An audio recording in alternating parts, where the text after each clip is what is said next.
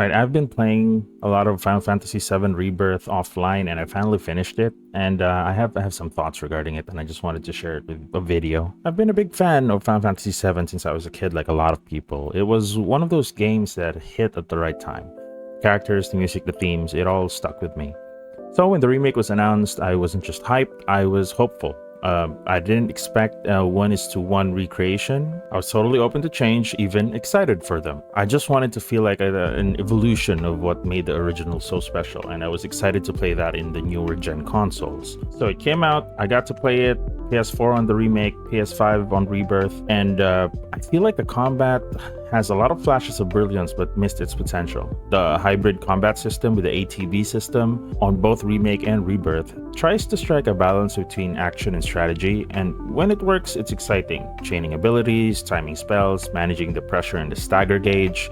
It's all well designed on paper, but in practice, the AI barely pulls its own weight. You have to micromanage the entire team constantly, and it ends up feeling like you're juggling mechanics more than fighting enemies. This is especially glaring to me because I just finished playing Clair Obscur Expedition 33, and this is the path that I kind of wish Final Fantasy VII had taken. It embraced turn-based gameplay, but with a modern twist that felt fresh, fast, and reactive. You're still making tactical decisions, but with real-time counters, timing-based defense, and just elegant control, I've found myself wishing FF7 had stayed turn-based and pushed the envelope there, instead of this halfway hybrid that never quite finds its groove, in my opinion. Now, I'm going to talk a little bit of spoilers regarding the plot of the game, so if you haven't played the remake or rebirth, you can skip. Now, when remake was introduced with the Whispers plotline, I was curious. It was weird, sure, but maybe it was building towards something deeper, so I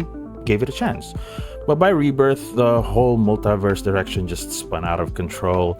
Alternate timelines, mysterious echoes, identity swaps. It started feeling like Kingdom Hearts fanfiction, but without the excuse that Kingdom Hearts was actually built upon this lore soup to begin with. Final Fantasy VII was never about time travel or interdimensional versions of characters. It was focused about loss, identity, and resisting a world gone wrong. Now it's layered with so many narrative gimmicks that it just loses its heart, in my opinion. The emotional beats that happen in major plot points gets buried under confusing what-if scenarios and the lore dumps that just didn't need to be there. Now, this is one of the most frustrating parts of Final Fantasy Rebirth, and it's how obsessed it is with turning everything into a minigame.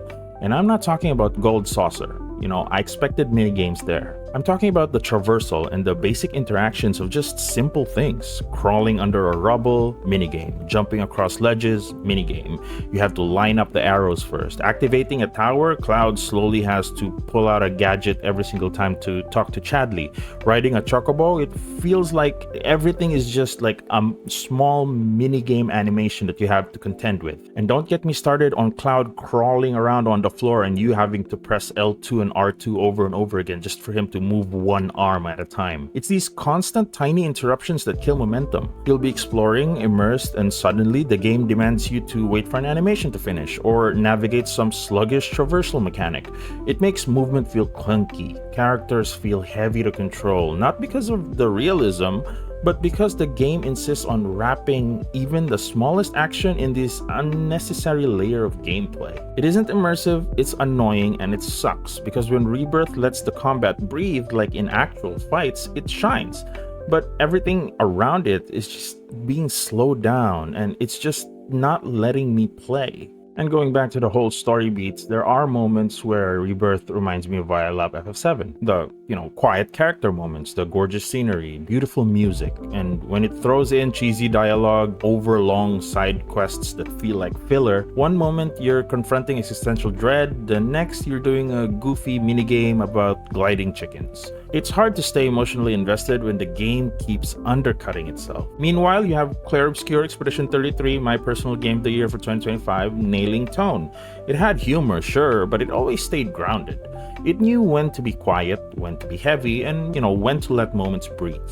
It never shoved a joke into a dramatic scene just because the devs thought that the pacing needed a quick pick-me-up. And yeah, so my final thoughts after finishing Rebirth, I didn't feel satisfied. I kind of felt drained when I finished it. Not because the game was too long, I did play it 100 hours, but because it was trying too hard to be everything at once. A nostalgic remake, an experimental reimagining, a multiverse epic, and again, not Kingdom Hearts, because I love Kingdom Hearts, even though it's kind of confusing, and the constant minigame playground, all crammed into one package. It's not that I 100% hated it, I'm just kind of disappointed that the game I once held so much close to my heart and with high regard doesn't seem to remember what made it special. It's like they forget that sometimes the most powerful games aren't the ones that are trying to do everything, it's just the ones that are trying to do a few things really, really well. And I don't know how this is going to pan out for the third game. I'm definitely still gonna play it, but after these two entries, I'm not holding my breath that it's going to be